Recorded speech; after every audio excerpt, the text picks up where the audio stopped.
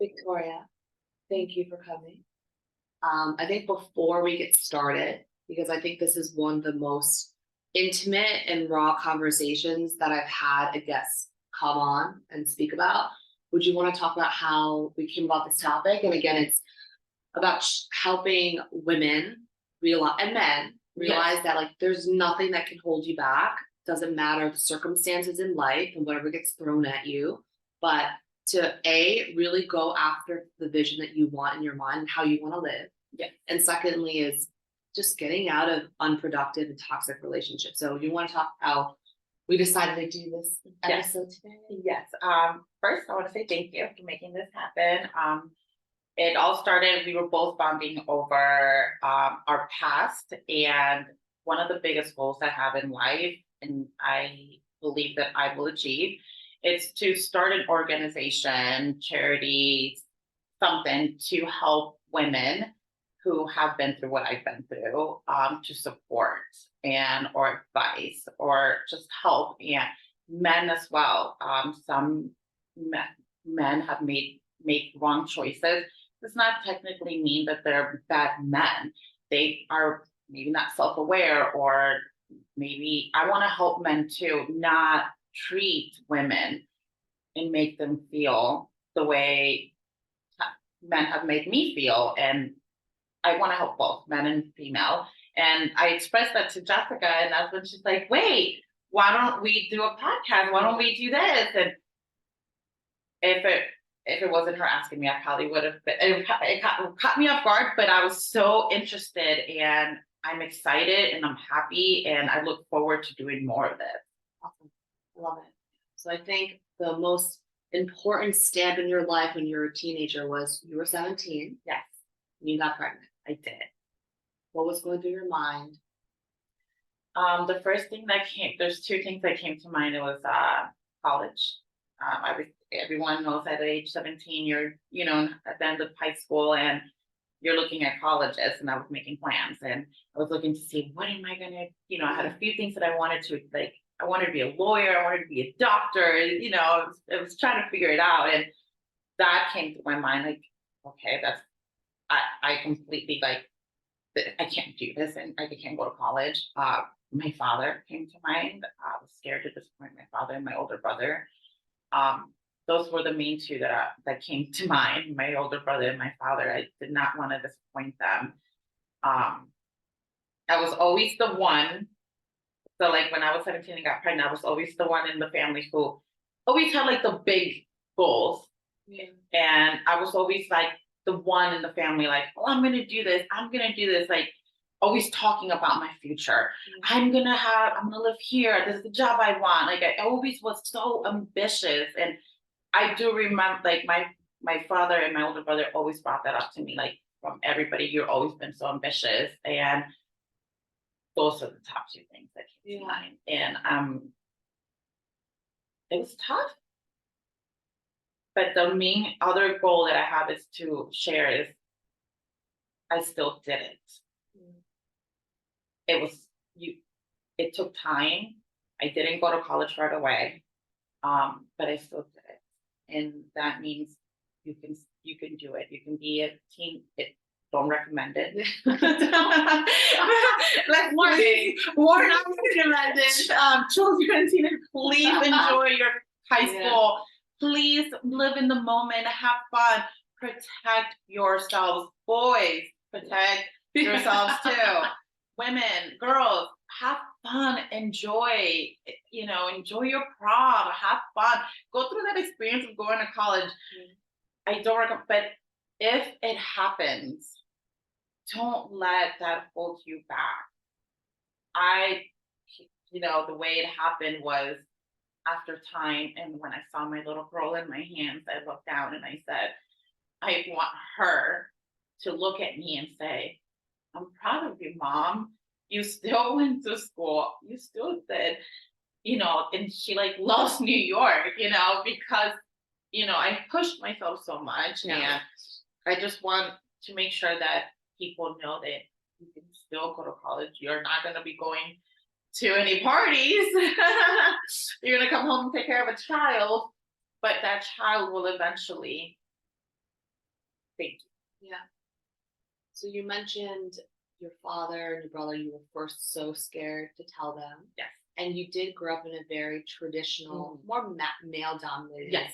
culture. Correct. How did you navigate all that? How did you eventually want to break out and be independent, right? So can you talk a little bit about the traditional Mexican culture? It's not it's not a known or normal to see a woman in my family, in my culture, um, a woman who lives on their own, a woman who has their own career, a woman who stands on her own 2 feet. Everyone gets married. All the women get married and have children and have beautiful, beautiful lives doing that and are happy.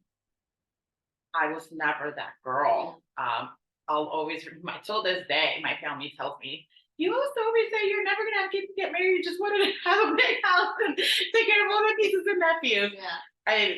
It was, but it was hard because a word of advice in those cultures: don't pressure your children, cousins, nieces, and nephews.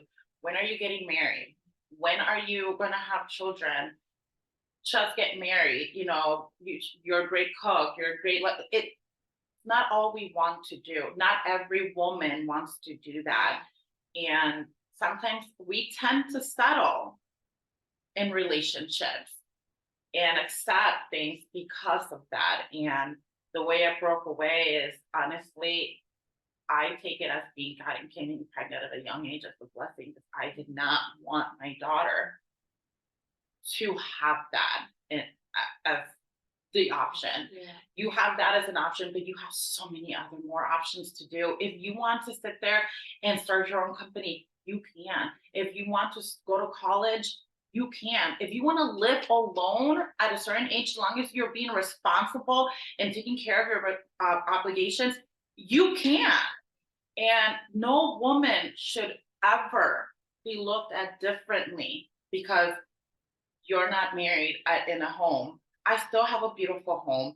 I still have a beautiful life, beautiful friends. It's okay if I'm not married and have a traditional Latin lifestyle that it's known to have. And I'm very happy for people that have that and love that lifestyle. I want to find a partner.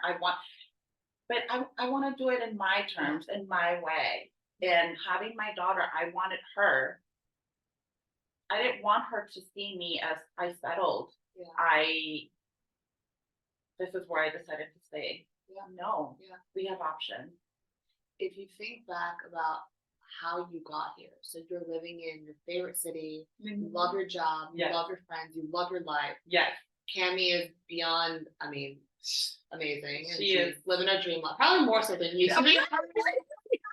Financing it for her too. She was living, she's living the life I wanted. Exactly. But with that being said, it's like after all the struggles, and you can do it. It's gonna happen. My daughter has a better life and better mindset than a lot of children that I know her age. You've met her. You can have such a beautiful conversation with her. And sometimes I'm like, I did that. I did that. I did that. I did that. We grew up together. So if you think back on how you got here, and finally have the life that you want. Support system and believe in yourself, because I'm not always, sometimes I do have those moments where I'm like, I can't do it. And it comes from, the way I grew up and some relationships. You're told you can't do something, you need me to do this, or sometimes you do need people, and that's where it comes with a support system and an extra hand. But a support system and an extra hand always does it in the purpose of helping, not in control, not to control your life, and actually opens more doors that you think or thought, I guess you thought had. I think the best way to say is literally support system. And how do you define that? Like, what are some ways that people can support a teenage mom, or just someone who needs a and Hannah, listening and offering. You don't always have to offer money. You don't always have to offer a home. What can I do, even if it's just to listen for an hour, to sometimes listen to that person, their struggles. They're stuck in this mentality of struggles, and you, as an outsider, listening to this person and with a different point of view, a different mindset that they're currently on, you can think of ways. Wait, have you thought about maybe doing this? This is an option. Did you know about this? Listening and actually taking the time, not just to listen, but listening and taking the time to see what you can do. Oh my God, if I can, Jessica's been one of my biggest supporters. She's been available at answering the phone at any given time. This just happened, sometimes when you're in panic, you don't know what to do, and listening and even just offering that extra hand of what can I do, or coming over, just literally, and I can express how much a support system really is, I have another amazing friend, and she always pushed me.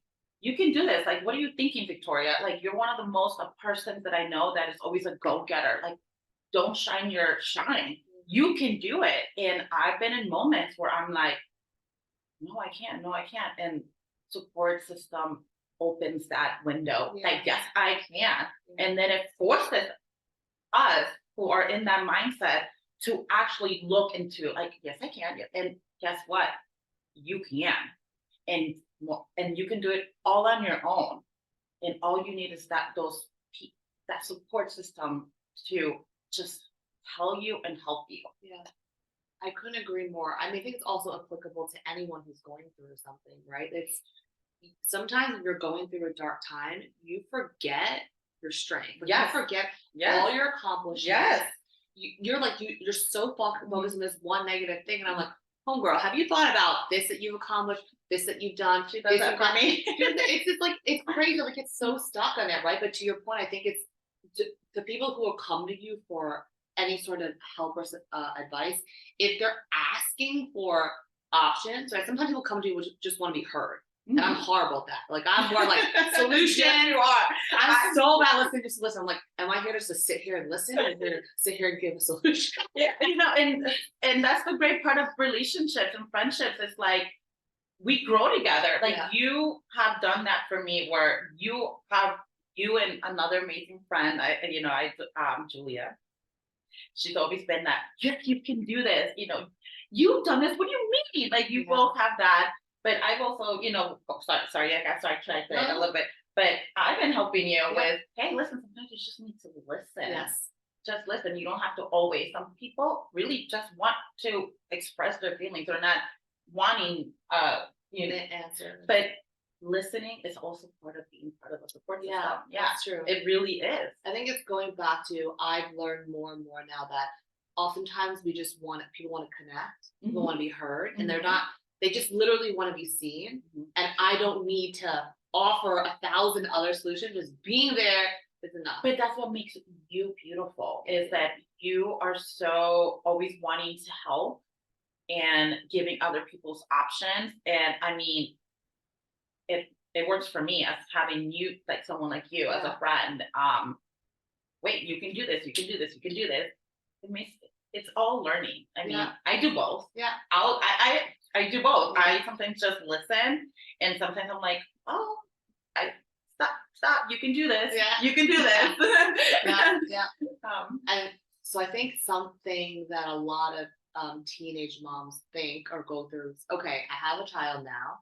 You're still young. You're like 20s or maybe in your 30s or maybe older, but usually in that peak stage, you're going to go date, right? You want to go like find your love and your dream life. Did it ever cross your mind where you felt a little bit insecure about having a child? Because I mean, I think guys and girls, right? When we're stepping through the dating apps, some of our friends, okay, make comments and say, "Oh, well, I don't want to date someone who has a child," and that's okay, right? And that's okay, right? But like, did you ever have that? Or what was it's so funny. That never went through my mind. not even when I was 18, when I Yeah. had her, 19, even in my 20s, it never went through my mind to say, well, is he gonna want to date me to have a child? It was more like, oh, I feel sorry for that person. I bring a lot to the table. I'm a lot of personality. um, and my daughter in my mind just naturally, it's just like she's a part of me. It's kind of like you know how now cell phone's part of us. Yeah. You know, not that I'm comparing my daughter to a cell phone, but I'm comparing like when you walk out of the house, you don't walk out without shoes, right? I'm just making an example that my daughter was that part of me that I didn't think twice. Like, I'm dating, this is what my life is, this is who I am, this is my daughter's part of me. And she's a freaking amazing kid. She's never dramatic. I take all of that part. I take all this dramatic. She's amazing. It never went through my mind. But yeah, some people do look at you different, and that's okay. Everyone's entitled to their own opinion. I have my own, like, sometimes when I do meet men that have children, I do have certain rules of dating myself dating with men that have children. If you're okay, but just be kind. Yeah. Be kind. Don't make them feel less because they have a child. That's their life. If anything, they have more. I joke around, but I'm dead serious with you with it. I'm always like, pass me the divorced men. I'll take them because they've gone through commitment. If they've had a kid, like they've had real responsibilities, right? I'm over here not trying to date a project. I've done that I've done so much charity with dating. I'm done for the rest of my life. But I'm like, give me a full human. Because once you've either gotten married before, gotten divorced, you've been in a long relationship, or had a child, you probably know what you want more so than someone who's like running in the dark and single the entire life, being a bachelor or bachelorette. What you just said brings me back to one of my relationships. Yeah. That's one of the positive things. He had never dated anyone with a child. Yeah. And, we ended up dating for a life. Almost Exactly. a lifetime. But he had said, I never thought about this before. You're like the perfect wife and the perfect mom already. You already know how to do this. You already know how to do that. I'm like, yes. I mean, like I learned it also growing up, and then in Latino family, you got to learn how to cook. But I'm happy I learned how to cook. I am a foodie person. I love to eat, and my love language is food. Cooking. Oh my God, I love cooking for my friends. It's like, I love you. I'm cooking for you. But yeah, that's one of the things that literally I had forgotten that moment until you just said that. And we were sitting on this couch and I had made food for him, and he's like, I never thought of, I should have done this earlier. I was like, you're so right. So true. So let's dig a little bit deeper about that relationship, because you're with him on and off for 7 years, so a long time as you were raising Cammie. Yes. Listen, no one one's that dumb to walk into a toxic relationship knowing it's a toxic relationship, right? Of course, there's beautiful sides of it. Yeah, there were many beautiful sides. But I think what we want to do is help women or men both see the less obvious red flags that it seems like they're helping you, but it's actually more controlling. So do you want to walk through some of the red flags that seem like they're green flags, but actually it started to lessen you, made you feel smaller, made you feel constrained? What are some things you would want to share? It goes back to even that comment where it's a positive thing that made me feel very comfortable when someone gave that comment of, wow, you're a set wife. It's great to feel that someone actually saw my other side, that I love cooking, I love taking care of people, and I do love being a wife and a mother. I love it. But I also have this other side of me where I love being independent. I love having my own job. I love going into my own office and having my own separate,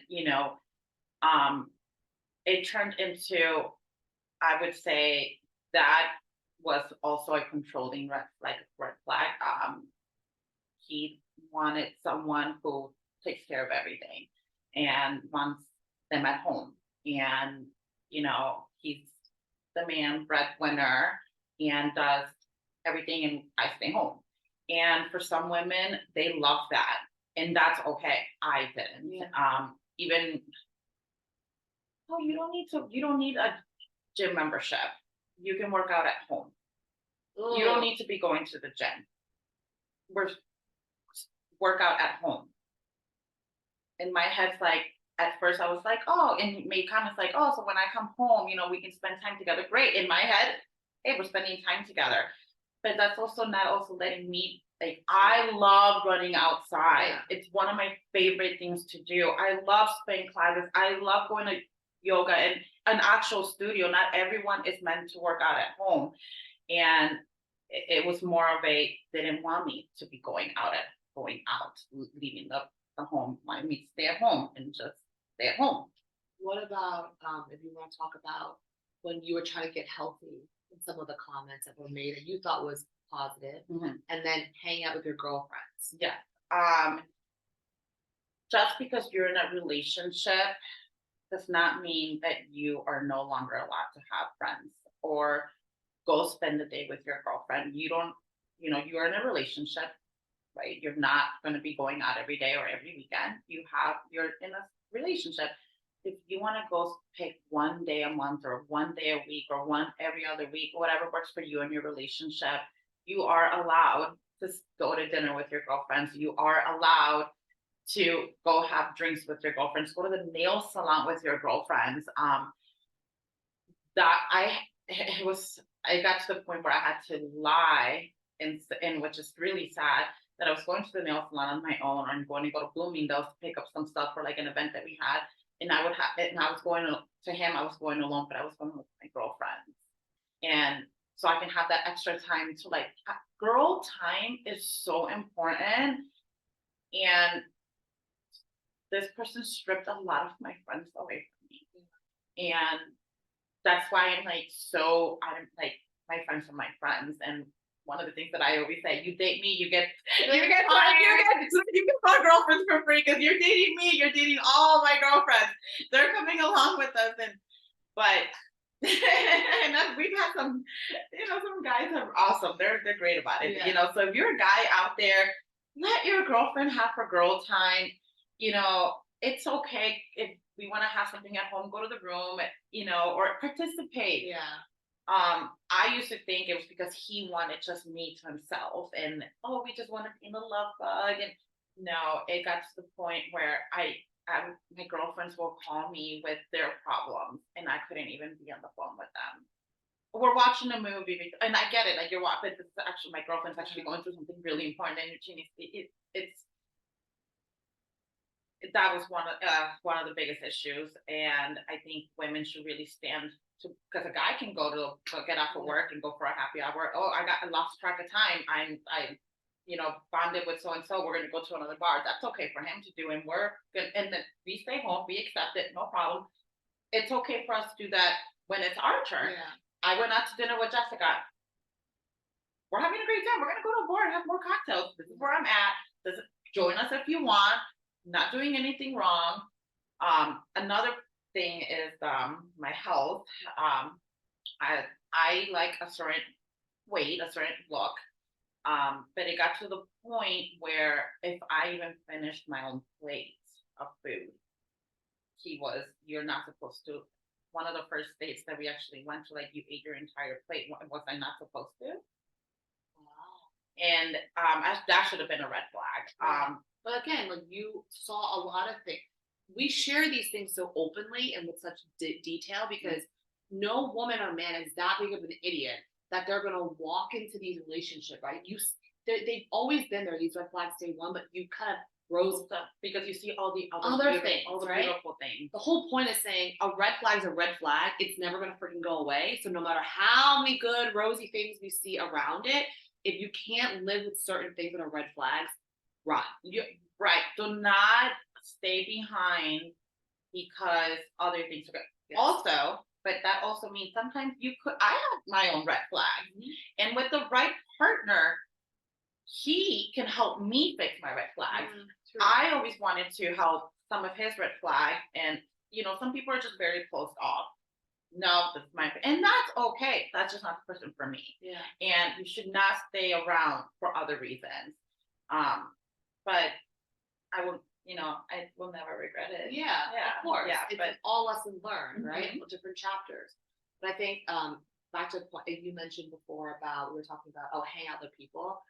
The reason why it's such a red flag about like you can't handle even girlfriends, like that's insane to me, but like girlfriends, guy friends, it's what are you scared that I'm doing it? And therefore, what are you doing when you're out and about, right? The one That's what I learned. What right? happened?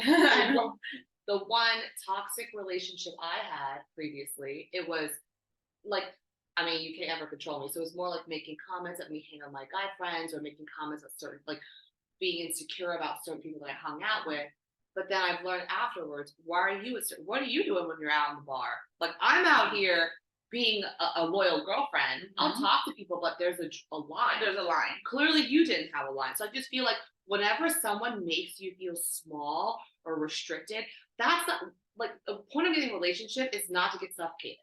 Like it's supposed to make you feel better than being single and alone and being fully independent, right? So if they're not bringing joy, growth to your life and you're making you feel suffocated, like ask yourself, do you need to be in this relationship? Yes. And I would say, let's talk about getting out of. Getting out it's hard. It's hard, especially when you spend a lot of time with someone who's done a lot of good. That's what holds you. Yeah, that's what holds you back, because this person does a lot of good.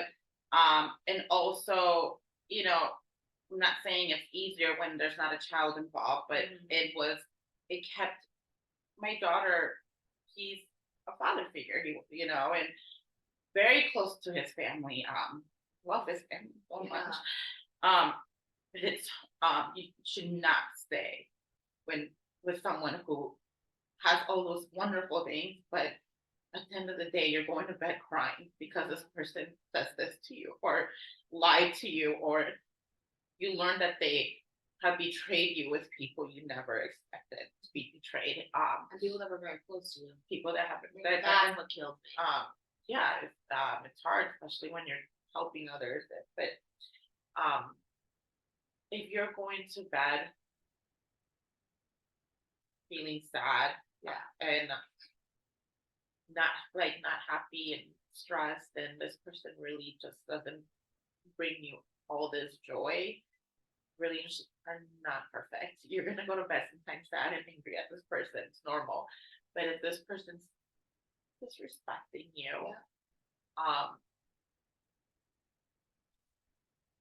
get out. Yeah. It's not worth it. Yeah. It's not worth it. And you really can. Like, you can get that apartment on your own. You can't get that job, and don't let anyone just like, oh no, you need me, you can't do it without me. You've been with me for so many years. You're no, get out and live and surround yourself with positivity. If anyone is not, like, one of the biggest things I have with me now, if it doesn't bring me peace, and if it doesn't bring me, I'm sorry, I won't even respond. Yep, I agree.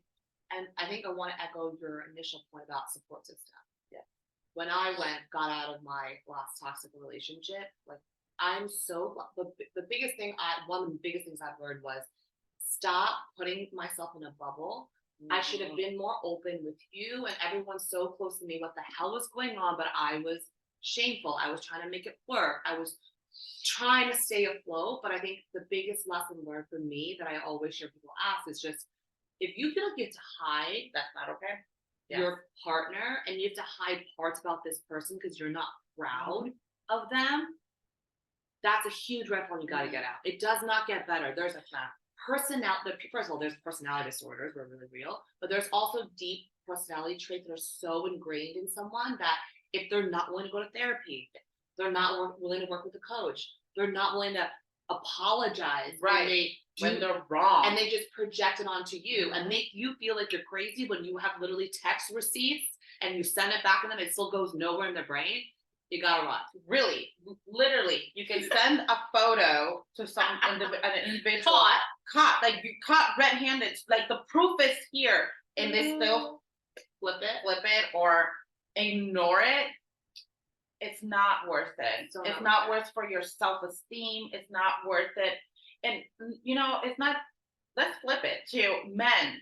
If this is something that you're doing, I hope that you could be someone that is open to changing, to getting the help. I offered that. I was always like, I know I'm not perfect, but I was like, therapy, let's do it. Let's see what we can work on. And this other, okay, we'll go. And then they'll like convince you and then they won't go. They're not ready to change. They're not open to change their and that is their journey, but your journey is now a new path. Right. And it's okay to walk away from that. You did your part to try to help them and try to help yourself, because people can change.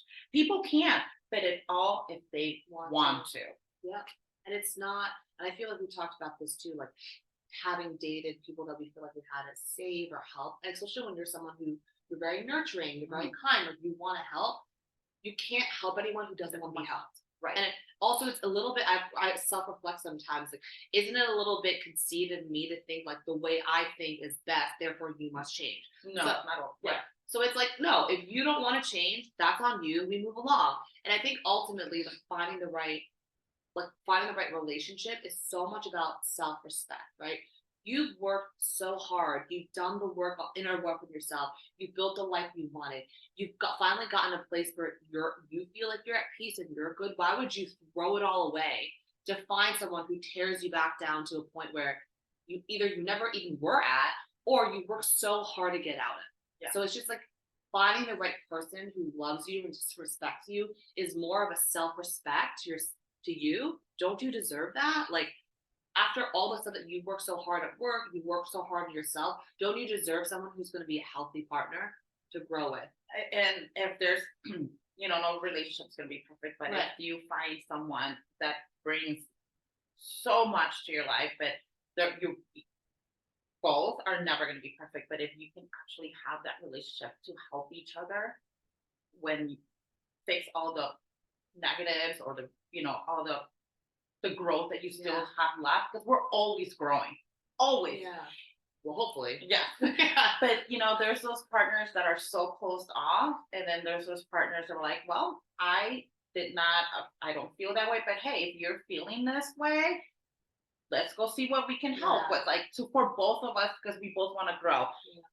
That goes a long way. There's been situations where, even with friends, mistakes happen, and we, don't agree. Like, I didn't feel like I did that. However, I still hurt your feelings. What can we do to prevent this, to grow from this? Yeah. Instead of,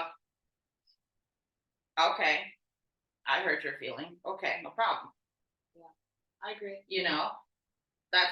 There's partners out there that you can find that are going to help you grow yourself, and you're going to help them grow. But everybody needs to be open to it and not close-minded. Yeah. But in some certain things, though, from living, I do have some certain things that I will not help grow anymore. Yeah. Like, if at our age, and if you're still having these certain behaviors, I can't. It's on you, boo. I can't spend. I'm always willing to help, but I can't. And that goes for both men and women. Yeah.